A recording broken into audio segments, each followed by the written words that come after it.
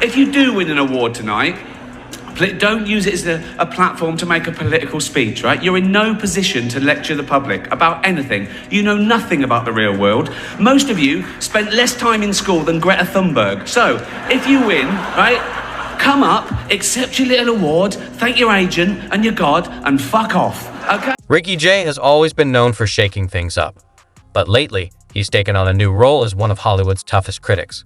He's been calling out the industry's obsession with virtue signaling, whether it's during award shows or in interviews. Jai's goal is to expose the hypocrisy of celebrities who preach to the public while living in their privileged worlds. Speaking of hypocrisy, there's a jaw-dropping story about a celebrity who faced public embarrassment just to stay relevant and woke in Hollywood. But before we get into that, here's a big question. Has Hollywood, which likes to see itself as the moral compass of modern culture, gone too far with its performative wokeness? Or is GUI simply saying what many people are already thinking? Season 2 is on the way, so in the end, he obviously didn't kill himself. Just like Jeffrey Epstein.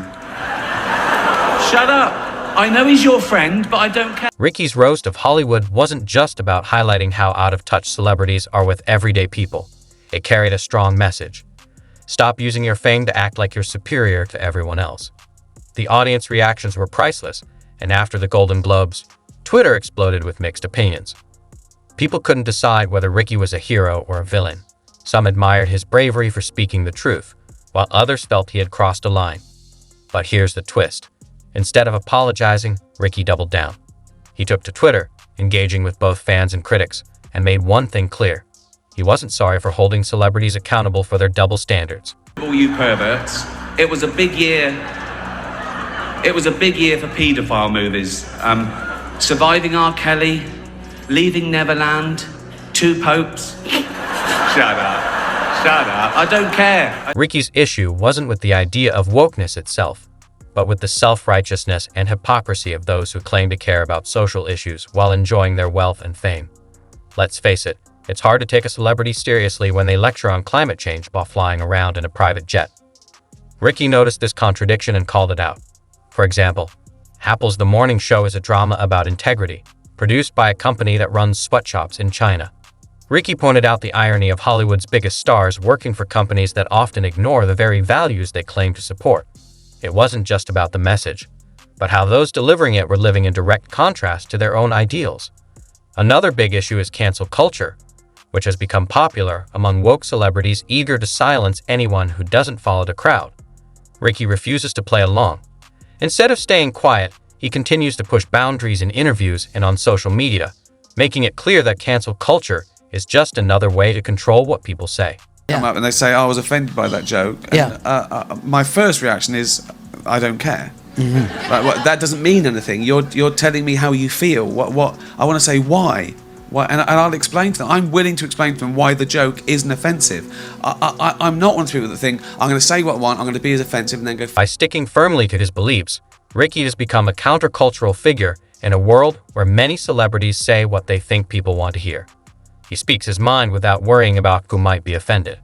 Ricky is driven by his love for comedy and truth, but in a world where political correctness often outweighs honesty, his bold style has led to criticism. Some critics argue that comedy should change to fit current sensibilities. Offended, it doesn't mean you're right, you know? It's...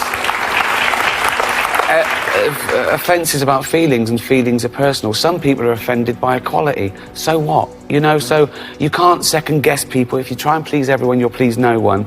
With comedy as well, I think you've got to deal with taboos and contentious issues, and sometimes you deal in irony, and some people don't get that. But, you know, you can't legislate against stupidity, otherwise you'll be doing nothing, you know, because I'm not doing it for the 200 egos in the room. I'm doing it for the 200 million people watching around who aren't winning awards, who aren't millionaires. And freedom of speech is so important these days. Ricky sees comedy as a way to reflect the truth, and he's firmly against censoring jokes just to make people feel comfortable. As he famously said, being offended doesn't automatically mean you're right. But what impact has Ricky's criticism had on Hollywood? Has anyone really listened, or are they just doubling down on their virtue signaling, despite the awkward reactions at events like the Golden Globes? Hollywood doesn't seem to be backing down from its woke agenda. In fact, performances have gotten even more over the top. Now, about the celebrity we mentioned earlier, remember, you can't actually see him right now, but just a few months ago, He was everywhere for one of the most cringe-worthy moments at the Oscars. He walked on stage in nothing but his birthday suit and an envelope. Yes, we're talking about John Cena. So, what's the deal? Was John Cena really pressured into this bizarre stunt to score some woke points, or was it all part of a carefully planned move? Cena's here to set the record straight. People's feelings. Well, you can if their feelings are wrong. Yeah. You know, if you don't like the facts, don't change the facts, change the feelings. Yeah. You know. And also then they try and do this thing. Oh, you should never punch down. You should punch up. Well, who's to say what's up and down is? Yeah. It's a subjective. So you're deciding who's down and who's up. No. In Hollywood, it's clear that money talks, and when it comes to power, Leonardo DiCaprio is at the top.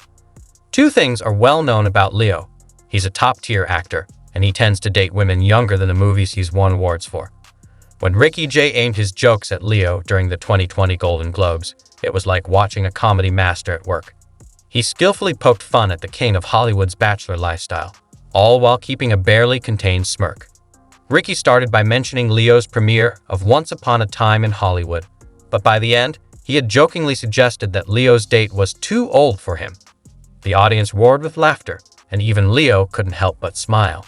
He was clearly expecting it, and Ricky delivered a classic roast, playfully calling out Leo's infamous dating habits in a way that was both sharp and lighthearted. The best part? Leo took it all in stride, knowing full well that his dating reputation was hardly a secret. But Ricky wasn't finished yet. Once the laughter died down, he shot back, "Seriously, Leo, you're almost 50. How's that working out for you?" Convince you to do that. It was funny. Jimmy Kimmel called me personally. He's like, "I need you to come to the Oscars." I'm like, "Jimmy, I'm in between stuff. Like, I need some time to recharge." And he's like, "Just let me send you the bit." And he sent it on paper, and I called him back. I'm like, "When do you need me there?" Ricky wasn't shy about addressing the transgender community, and his comedy roast was so bold that even some from the LGBT+ community might have felt uncomfortable. But Ricky was clear. He believes trans individuals have every right to their feelings. His special showcased his ability to push boundaries. One moment in particular has everyone talking, and for good reason. Ricky took aim at the whole gender pronoun debate, and true to form, he didn't hold back. Here's the part that really grabbed attention. Time in Hollywood, nearly 3 hours long. Leonardo DiCaprio attended the premiere, and by the end, his date was too old for him. So.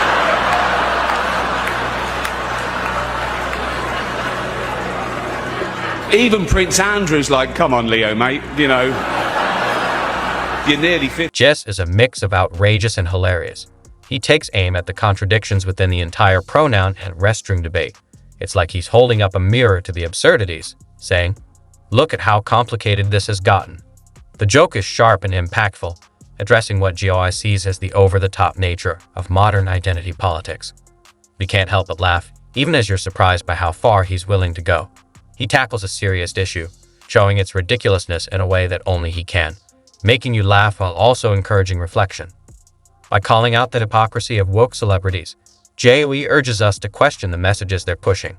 Are these stars genuinely making a difference, or are they just selling a new image? What do you think? Ricky has a point about woke celebrities. Should Hollywood start practicing what it preaches? Share your thoughts in the comments below, and don't forget to like and subscribe for more videos exposing the truth behind celebrity